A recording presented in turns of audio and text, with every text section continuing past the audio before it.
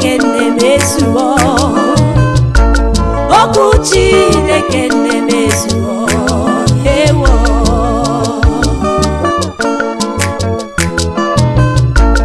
Ụmụ Chineke na-achị, ndị kwere ekwe nọrọ na chi,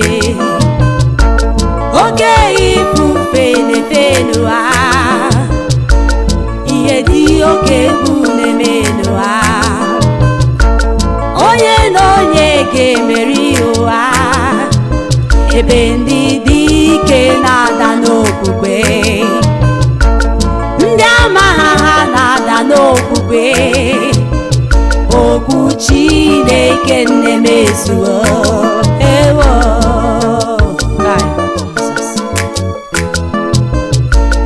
Ndị bụ ụzọ ga-abụ ndị ikpeazụ,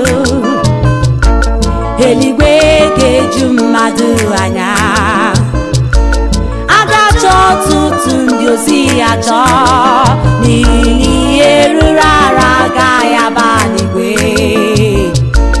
Anyaukwu na-ekworo juru ụwa, anyaukwu na-ekworo amaghị Chineke, oke akwamiko, mwụfu ọbara, ihe isi na mpako, oke izu ori juru ụwa. Ọ dị egwu. Ile anya n'ihe akwụkwọ nsọ kwuru na the book of 2 Timothy chapter 3 from verse 1.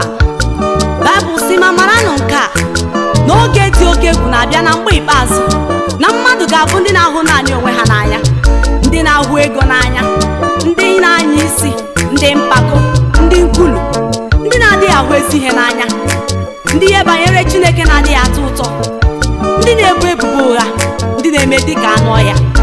Ile anya fụ na ihe akwụkwọ nsọ kwuru na ọ ga-eme na mgbe ikpeazụ, ha ncha abịala na mmezu. Kedu ihe ọzọ ị na-eche na ọ fọrọ ka Jizọs wee bịa? N'anya n'ebe ndị nna anyị nọ, ọtụtụ ndị nna anyị tata bụzi agadi ekwe nka, ọnọ na-adị achọ dị, ha chọrọ ịghọrọ agbọghọbịa n'ike. Ndị nna anyị wepụrụzia shuga dadis piom piom piom, na-esogharị ụmụazị ha mụrụ ọgbọ ha n'ụlọ, na ndị nwunye nwoke ibe ha.